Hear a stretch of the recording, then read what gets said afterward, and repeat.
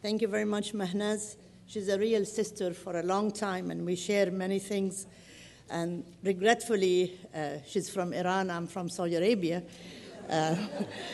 But we hope that our love and friendship to each other will bring everybody to each other as well.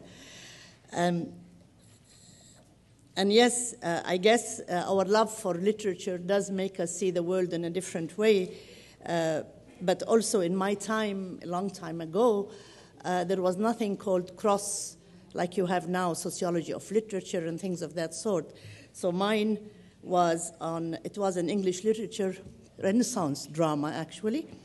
But in it, I worked on the issue of the stereotype of the Muslim in English Renaissance drama. So again, the stereotype is part of my way I think, because everybody gets stereotyped one way or another, and certainly women are very much stereotyped all the time.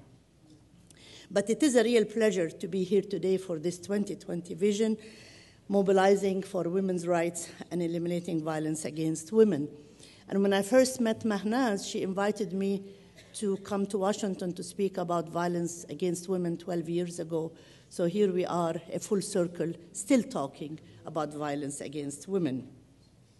But Mahnaz, Melanne, and Cindy, in their statements, have set the stage in many ways for the few thoughts that I will say, especially that I feel that the WLP is about grassroots activism, and it's about how people believe, think, behave, and how do they deal with an inheritance of codes, values, and practices from one generation to another.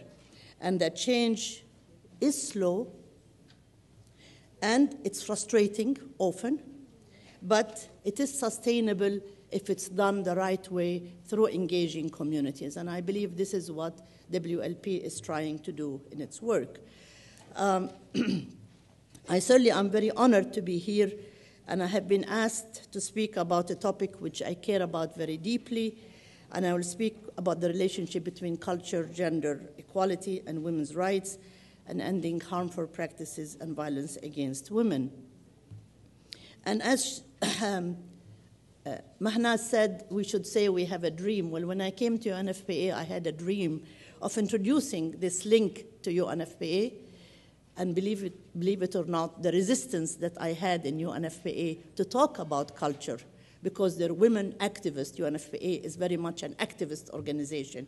We're passionate about sexual and reproductive health and women's rights, and so culture just seemed something that is totally opposite to what rights and human rights are supposed to be.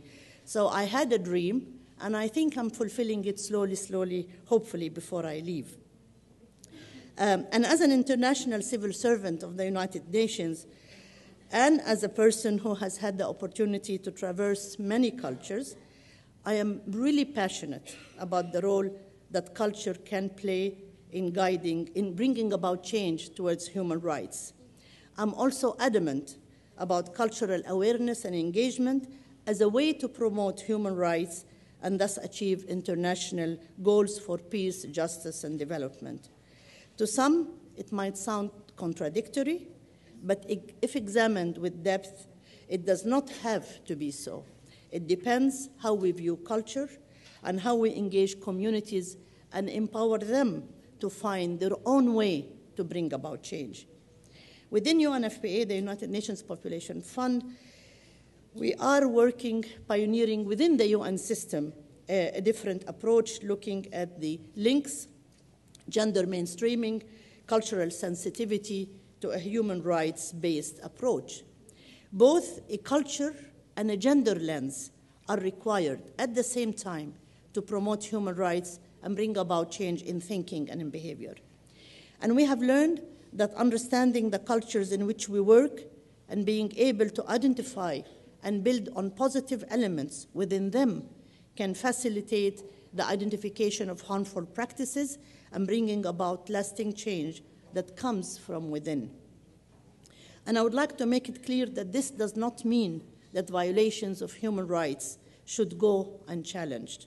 On the contrary, the advantage of a culturally sensitive approach is that it provides insights on how to align cultural practices and human rights most effectively. This approach also provides the framework to contest existing practices and to negotiate change. It also empowers communities to look within, and thus the conclusions and solutions are regarded as indigenously owned by the people themselves. So they're not being seen as a Western agenda being imposed on societies, other societies. We have found this to be true in tackling such challenges as female genital mutilation or cutting, and here you see the cultural aspect. Some want mutilation, some want cutting, because they argue that if you say mutilation, the Western world is making a value judgment on a cultural practice. So they want to replace it by cutting.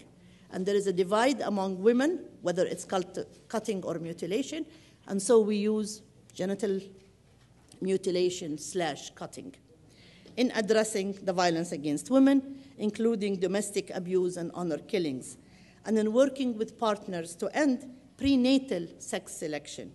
In Asian countries, where an estimated 100 million girls are missing due to a preference for sons. People are both shaped by and actively shape their own cultures.